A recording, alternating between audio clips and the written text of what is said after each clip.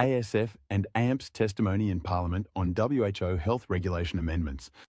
Dear ladies and gentlemen, thank you for the opportunity to testify on this matter on behalf of Australians for Science and Freedom and our colleagues, AMPS. The IHR amendments, like the ill-conceived Australian CDC, on which ASF has also made a submission, ignore the lessons learned from the COVID period, when the centralisation and homogenisation of countermeasures dictated by the WHO and supported by governments were proven failures.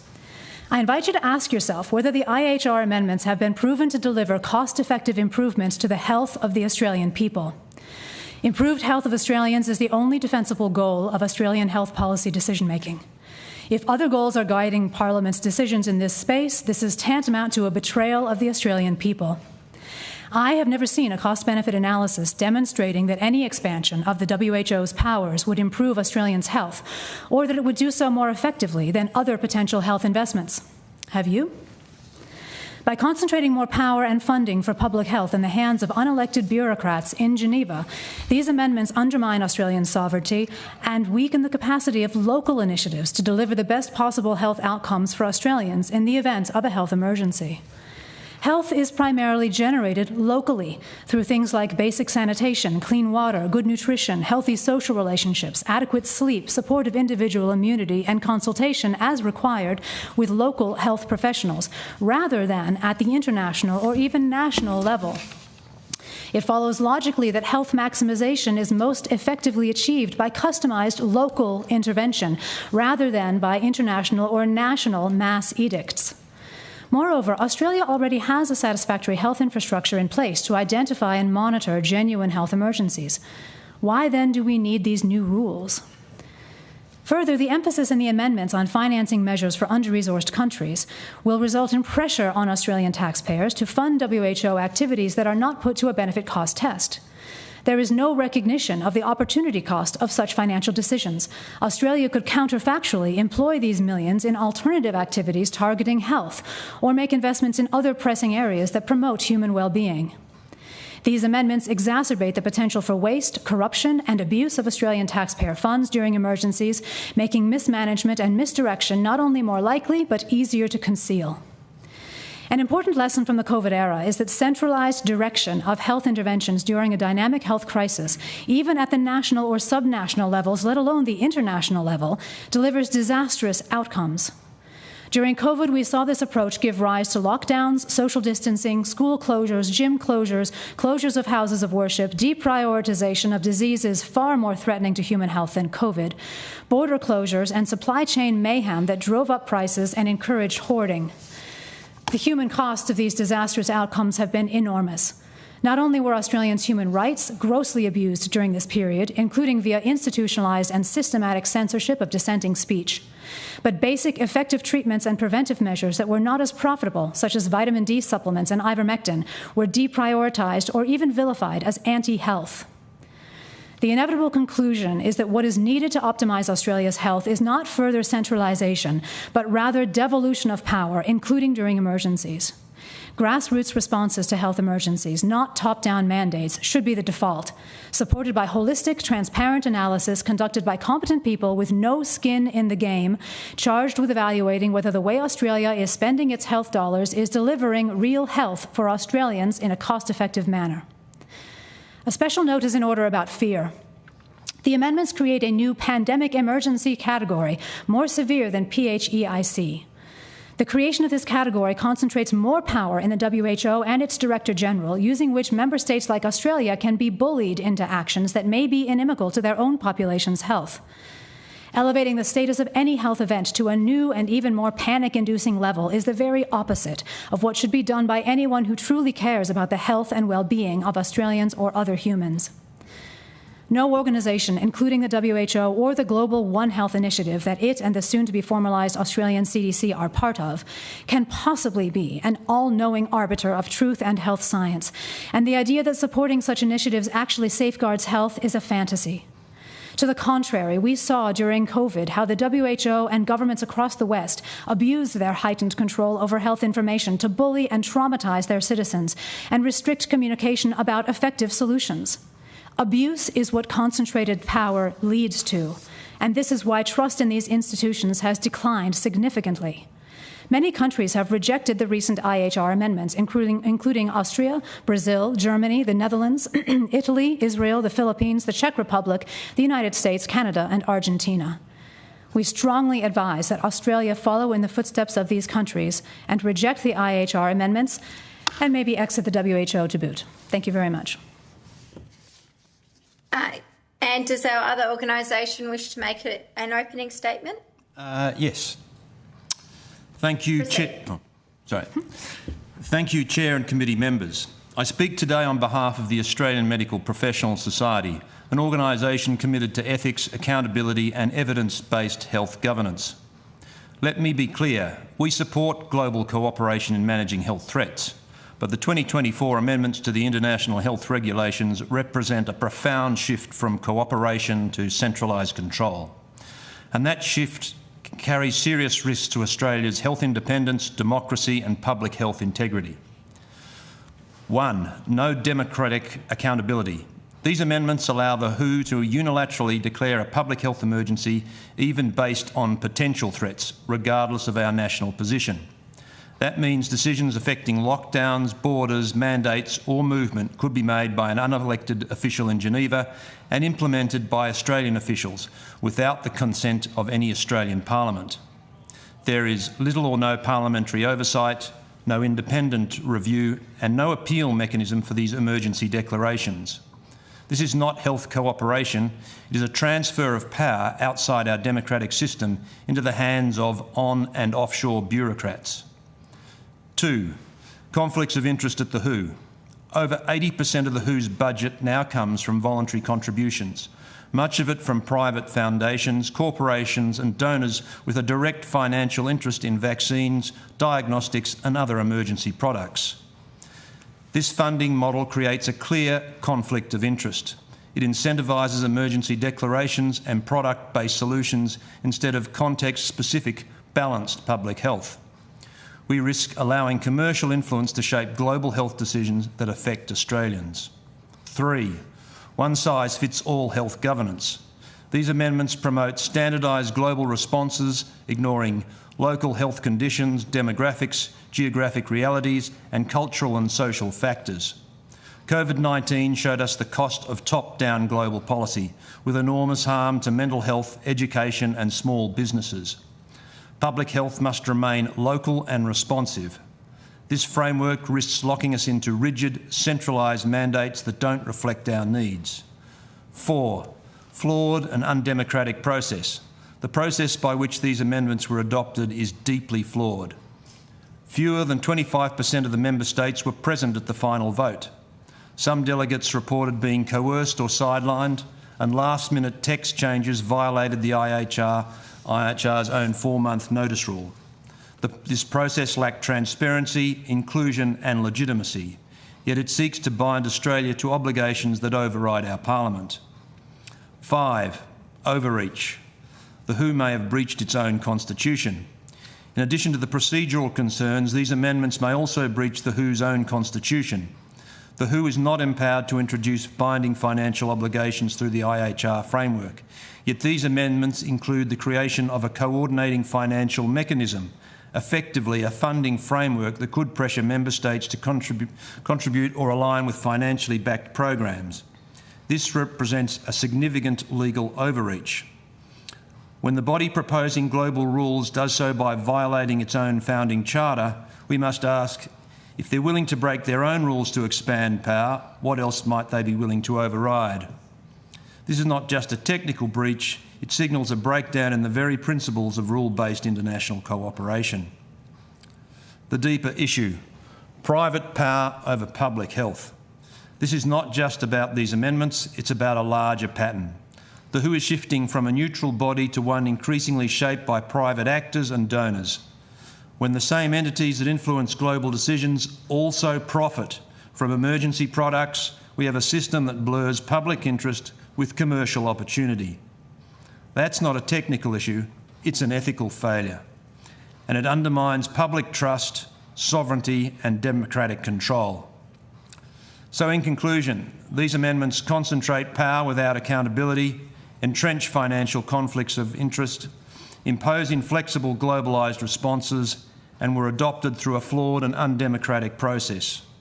We respectfully urge this committee to recommend that Australia now look to reject these amendments in their current form and consider exiting the WHO as well, and instead support genuine international cooperation that upholds national autonomy, medical ethics and democratic accountability.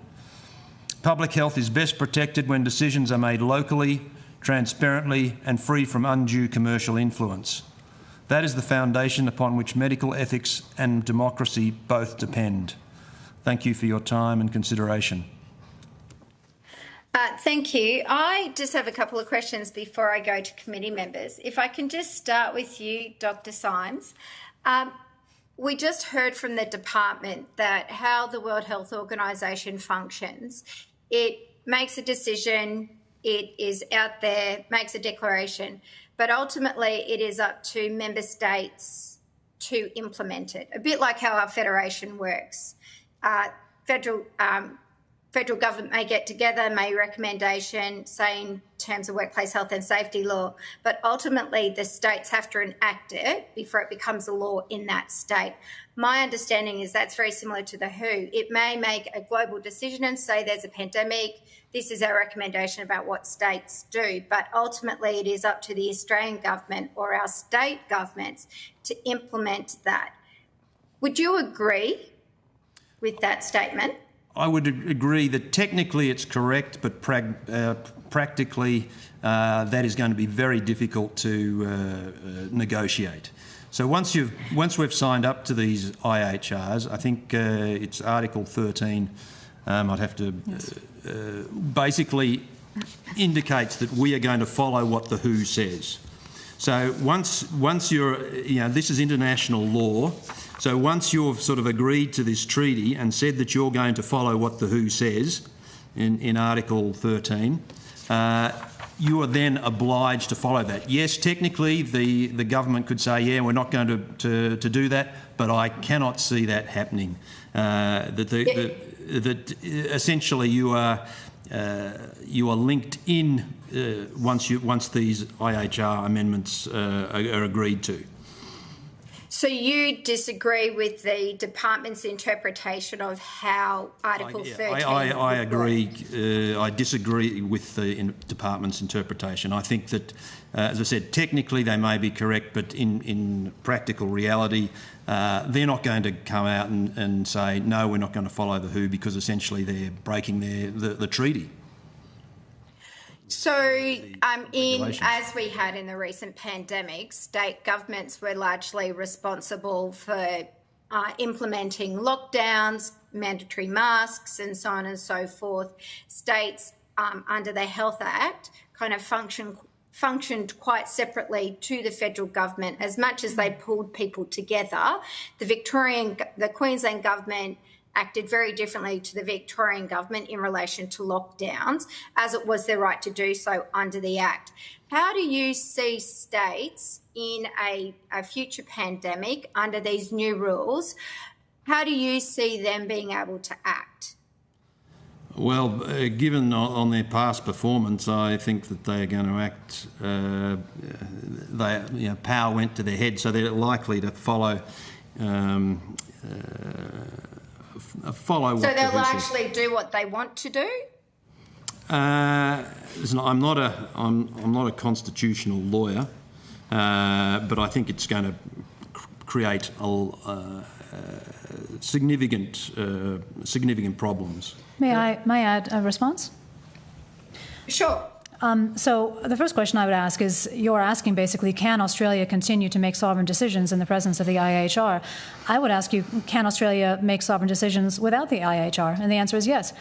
So why do we need the IHR? That is the question. If we can already decide ourselves whether to follow a recommendation by the WHO, which we can, what are we gaining then with the IHR? And also I would say members of this chamber surely understand politics.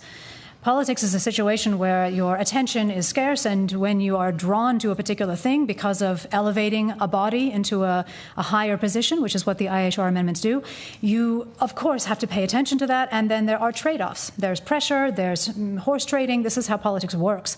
So to pretend that somehow these changes, which centralize even further the responsibility for making suggestions and even setting new mechanisms up, is somehow not going to change the political environment at all in relation to Australia's health decision-making, I think is quite naive. Can I ask Dr. Foster? Oh, sorry. Can I just add, even if sorry, they... I cut your colleague off there. That's okay. They're nominally non-binding, but they're embedded in the articles. So states have to report additional measures to justify departure from the agreement. That's the whole point of the agreement. Can I ask Dr. Foster, does your organisation hold similar concerns about other legislation that the Australian government and state governments have implemented, like no jab, no play? Oh, certainly, yes. I think that any top-down edict, and I did mention it in my initial statement, from the nation or even from the state level, it's akin to trying to take a centralized production decision rather than letting local players decide, what to produce, how much to produce, and when.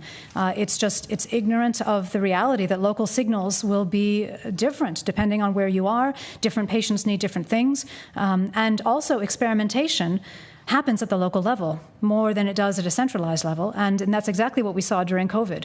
So we were finding new treatments all the time between 2020 and 2022, but they were being repressed and suppressed by the centralized bodies, and as a result, Australians died needlessly and many people suffered needlessly. So I don't want to see that happen again. Our obligation is to the Australians' health, the health of Australians as a whole people, and there is no analysis I have seen that moving in this direction is going to do anything to help that health get better or even maintain itself. We are going to be distracted away from the major problems Australians have, which are, by the way, mainly chronic diseases now, not infectious diseases. We are no longer a developing country. So opposed to no jab, no play, what about vaccines in general? Is your organisation opposed to vaccines? Well, I don't think that is a reasonable position, because really what we are opposed to is things that will hurt Australians' health. So we would want to look at every vaccine and see, in expectation, is this product, is this intervention likely to help the person who's getting it? That's always the question. Yeah, well, evidence. You want to look at the evidence, and if the evidence is missing, you've got to find it, and you've got to make a risk-benefit analysis on each medical product. Precisely. There's no and intervention. It's all. The massification of healthcare is very dangerous to health. Okay, Deputy Chair, do you have any questions? Yes, I do. I'd just like to explore more. You were using words like mandate and, that countries or member states are bullied into certain action. Again, that's not my recollection from law school or indeed my practice in constitutional law. We do sign up to treaties, but they do not have effect. They do not compel behaviour until such time as they are implemented through domestic legislation. We regularly do things that sit outside our treaty obligations, and that's why there are usually, for example, in a free trade agreement, there'll be a mechanism there for redress or contest or raising an issue saying you haven't behaved in relation to this treaty the way you ought to. That's the case with many of our free trade agreements at the moment. Practice has stepped away from the strict terms of the treaty, and that is what it is. Nobody is taking anybody to, for example, the WTO. We just grin and bear it and try and negotiate a different outcome. So I'm just curious as to examples you might give of mandated behaviour in Australia that came directly from the WHO, just to try and understand why you fear future mandated or compulsion to do certain things. as I understand it, they've been left in the international health regulations, so it's open to them. So they may say at this stage, no, we're not going to do it, but it's in the document, as I understand it, that they can use these facilities. Now, they haven't abandoned that idea. They didn't come out and say, well, listen, mandating of vaccinations is, contrary to human rights. They didn't come out and say lockdowns. You should. This is a terrible thing doing lockdowns. I mean, in their pre-2019 pandemic plan, they said lockdowns were a very bad idea, and then they've essentially raised no objection to countries locking down. So, listen, that is, they haven't specifically done that through COVID-19, but that doesn't mean that they can't do it in the future. I might say too that trade is very different from health. Trade is not a particularly emotive topic, whereas health is something most people feel very strongly about, and they can be very scared. I would suggest trade is very emotive globally at the moment in terms of unilateral tariffs and the like. Well, for an individual person is my contention. So when somebody feels that their health is threatened, that's what we saw during COVID. Populations around the world got absolutely petrified, and it wasn't helped by the fuel poured on the fire by governments and at times the WHO. And so what happened was kind of a mass, almost hypnosis about COVID. And I fear that may happen again, and it becomes easier to get swept up in that sort of thing if you further empower a centralized body to make recommendations which then sweep the globe through our various modern media systems and through treaties like this, and gets everyone very, very excited and fearful about something and blow it completely out of proportion. And unfortunately, that's what we saw happen during COVID. So that's your most recent example. Also, again, what are we buying for this? You ask, can't we have our sovereignty? Why don't we have it now without these WHR amendments? We have it now. We do, and we will continue to have our sovereignty in my understanding of the way treaty law and constitutional law works in this country. But I'm still curious about examples you might cite of mandated behaviour within the Australian context coming from a direction of the WHO. It's not done that way. It's not done through mandates, because that, of course, would be, people would be, oh, well, you can't push us around directly in that manner. What happens is the pressure, as I mentioned in my statement, and I say bullying because that is indeed what we experienced, Australian people experienced during COVID. And it trickled down from various different higher levels, whether it was the international or the national or the state levels. I would put to you that most Australians have no idea that the WHO IHR have been signed up to by our government. Most Australians have no idea. So that, to me, is not representing Australians. That decision is not representative of Australians' wishes. It only very, very weakly, through the indirect mechanisms of electing politicians who then appoint bureaucratic heads, is in any way responsive to the people, and the people have not been informed about these things. And I think that's a very important oversight. And so in terms of actual directions you feel that we have been given and implemented from the WHO, are there specific examples you wish to identify? I'm not going to be able to identify. I'd have to take that on notice. Okay. And in terms of the countries that are not signing up, I've just looked up a few of them, and so some of them are citing concerns in relation to sovereignty. Indeed, some of them are looking at withdrawing from the WHO altogether.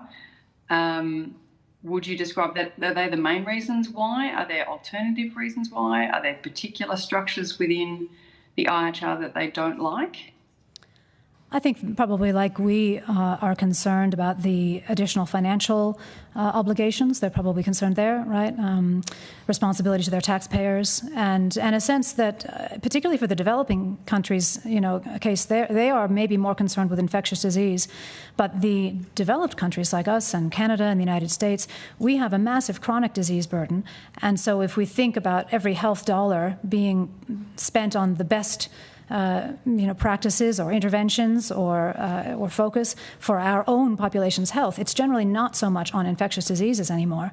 After the advent of clean sanitation and proper nutrition and things like this, it's really chronic disease.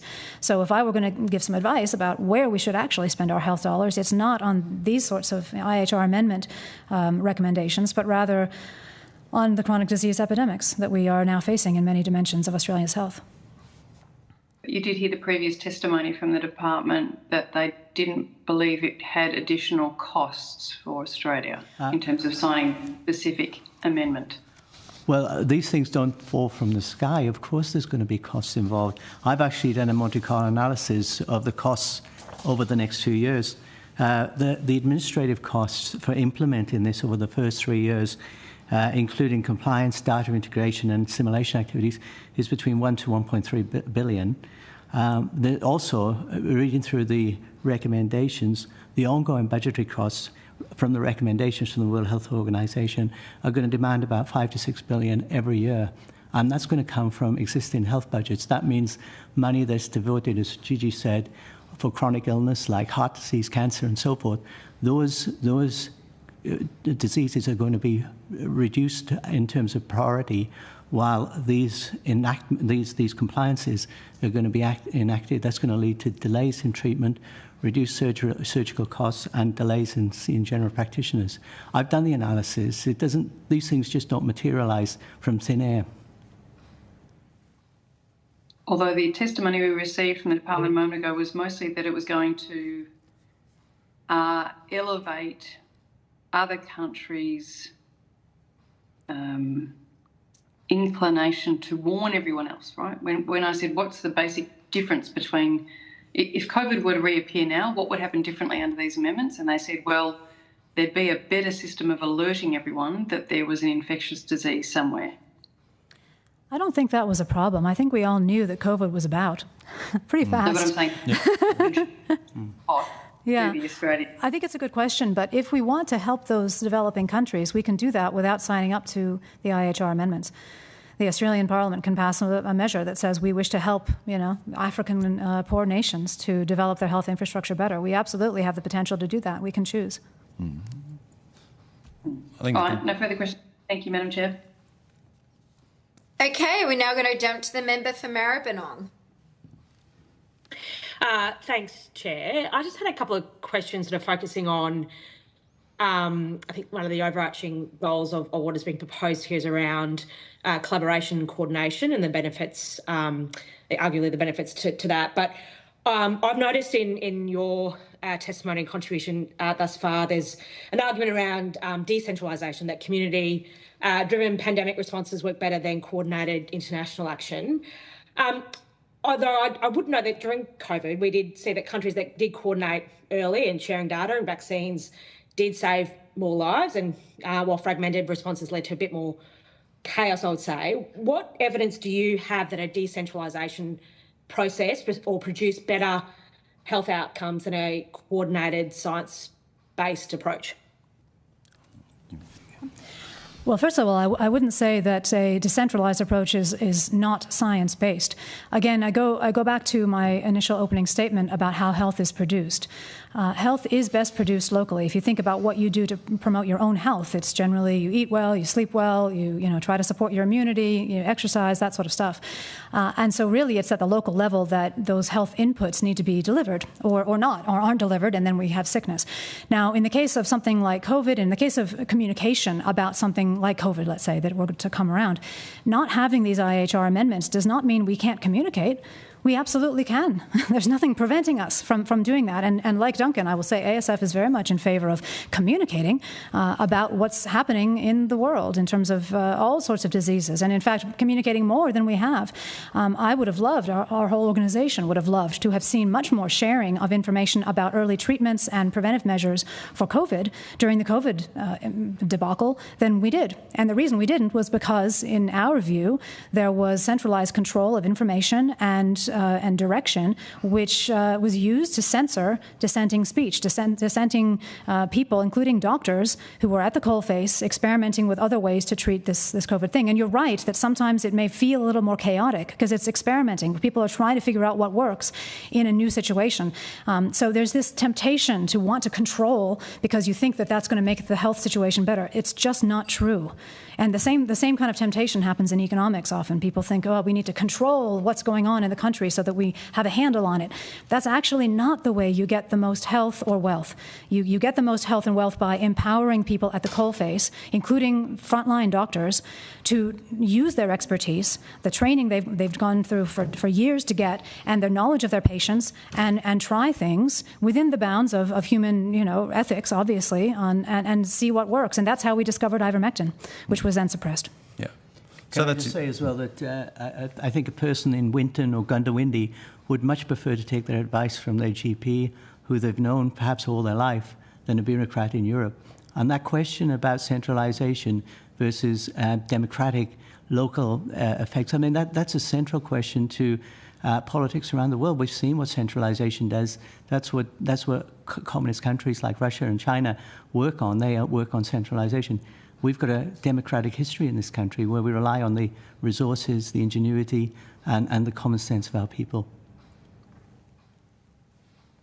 Yeah. So just following on then, I appreciate you sort of, centralised control versus what I'm sort of looking at as more collaboration and coordination in that way. Are you suggesting that Australia should isolate itself from that international cooperation and coordination if we're when we're meeting future crises? Of course not. No. Yeah, nobody's suggesting that we don't We've not said that once. or collaborate or communicate or work as partners, but we don't want to be controlled by central authorities in Europe or wherever. It needs to be done locally, and then again, within our own system, we don't want to have a total top-down control from Canberra. We want people working on the ground because they may find something out by treating their local community, which is working, and that can be spread to the rest of the country, saying, well, it's really working here.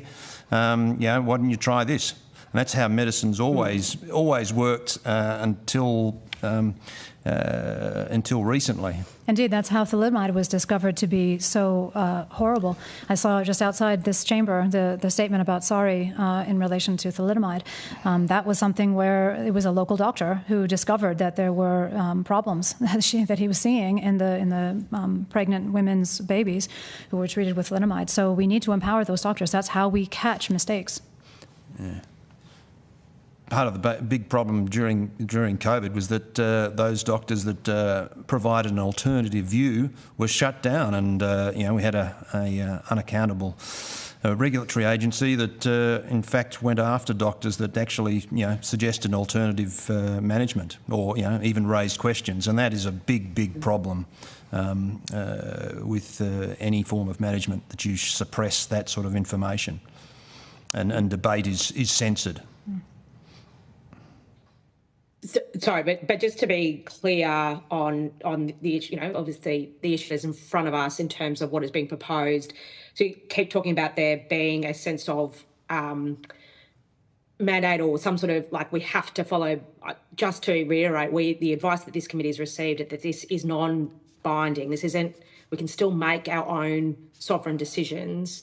It's just I just feel like there's a bit of concerning connection that you're making around our participation in this as a means to coordinate and better collaborate across the board somehow as us signing up to a mandatory course of action. I just wanted to clarify sort of that does not seem to be it isn't the advice that we've just received from our previous from the department that we've just heard from. So I'm just sort of pushing back around a little bit of the guardrails. There are no guardrails that we've instituted. For example, there's not even a sunset clause on the pandemic.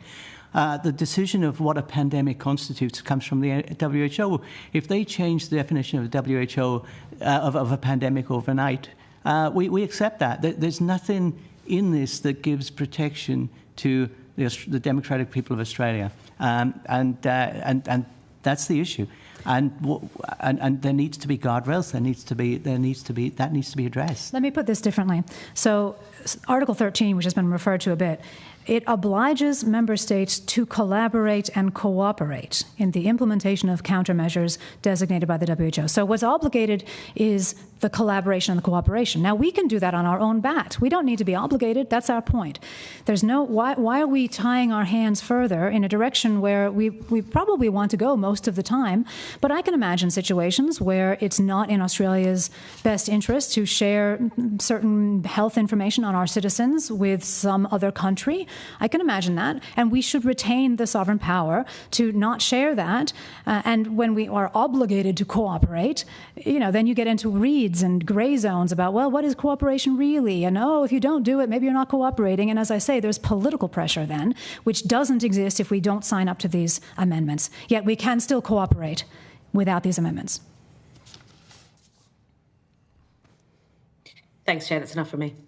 Thanks. I've just got a couple of clarifying questions before we finish up.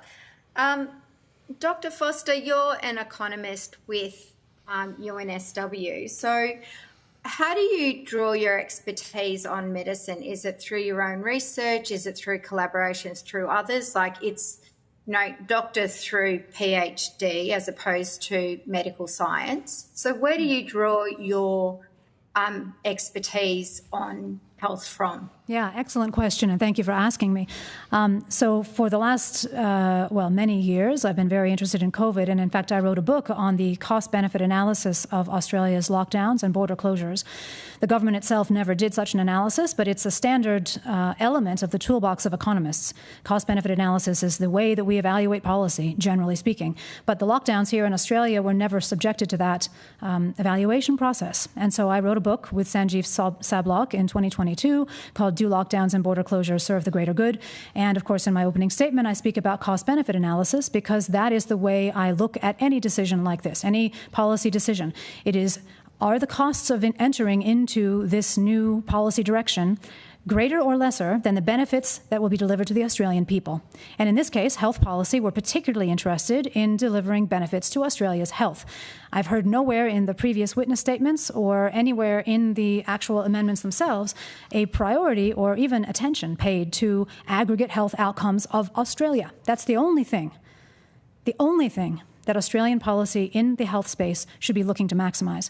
And so that's my main target. I will say, secondly, I am a generalist. And the benefit of being a generalist is being able to see all of the various different interdependent and potentially competing forces in play in a governance process, in the decision about where to spend the next dollar to get the most welfare for the Australian people.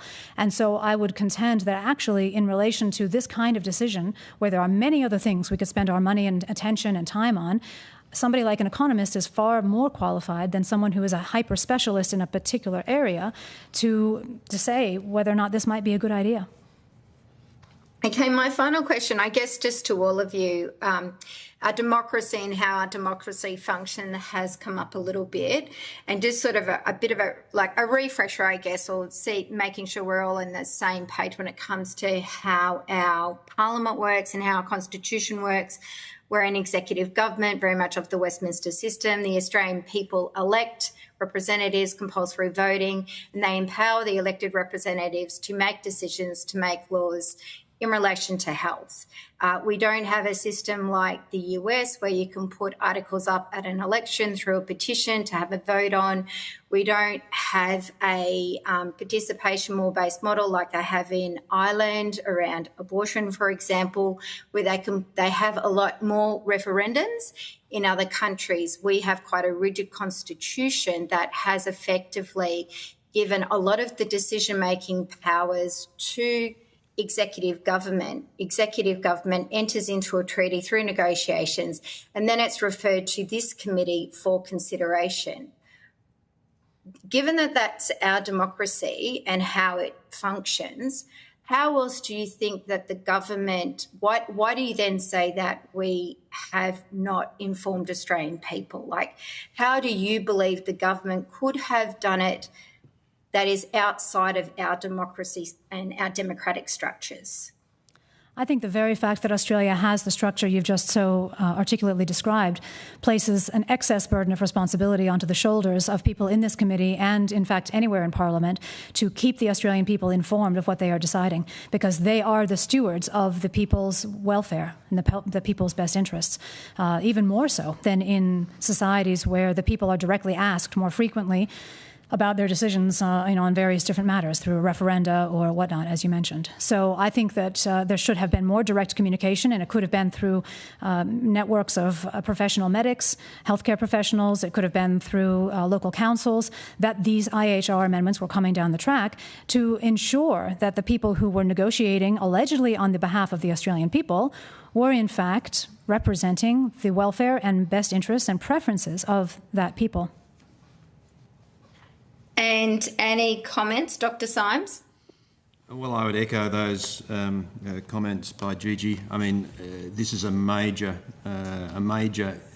implications for the Australian people, and I suppose it's up to the sort of committees like this to get that information out to the Australian public, to be actually discussed in Parliament, to be speaking to the media, to let people know that this is a significant alteration in a major treaty. Go to scienceandfreedom.org to learn more.